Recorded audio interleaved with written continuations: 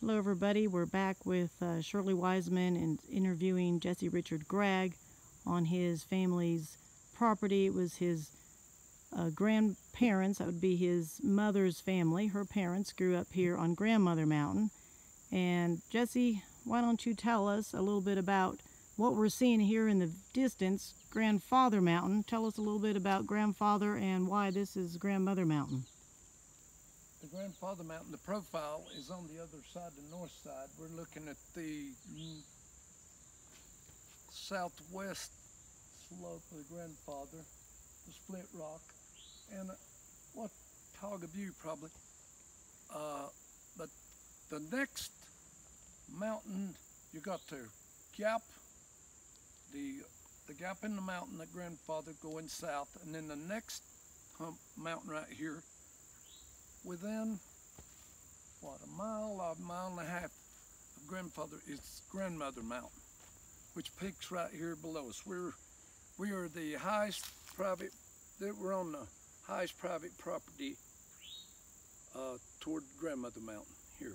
So when you say private property, Grandfather Mountain was private property until just a few years ago when you tell us about Hugh Morton and a little bit about Grandfather and what it is now.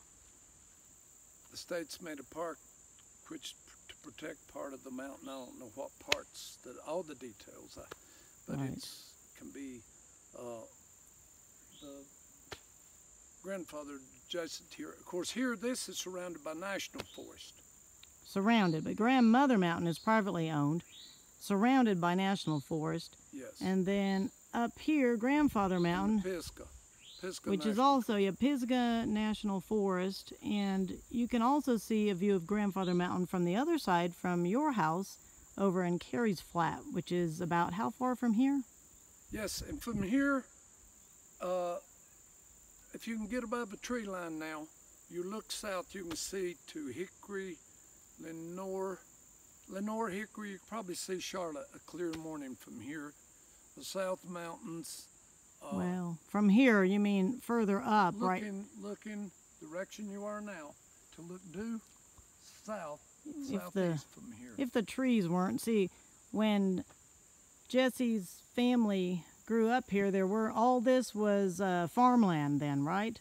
And yes, the cattle. Farm and cattle. Farm and cattle, and this power pole. Could you tell us about your grandfather and what he did with the power line here? Oh, when he was brought in here, he told me of taking the horse, his farm draft horse, and pulling the poles in here to build the line. Wow, and that was back in what, the 50s? Definitely the 50s, yes. Right. So then where we're at, down, if you go down straight past you, then is where the house was, and then further up this road. Tell us about this road that we're on then. There's the power line there. But tell us about this road here. You called it the lane? The lane, which goes back in here a mile, goes into National Forest to Rocky Holler, and goes in by an old home site. Okay. An old home site, the chimney, the bed place, sawmill boilers in there, back in the National Forest, which you're right under on the slope of Grandmother Mountain at this. Okay, and so all this all together, and all this here used to be farmland, but this was 80 acres that your mother's family owned. And we're going to go and see some more of the property, but just thank you for sharing Grandmother Mountain and Jesse Richard Gragg's story with us today. Thank you.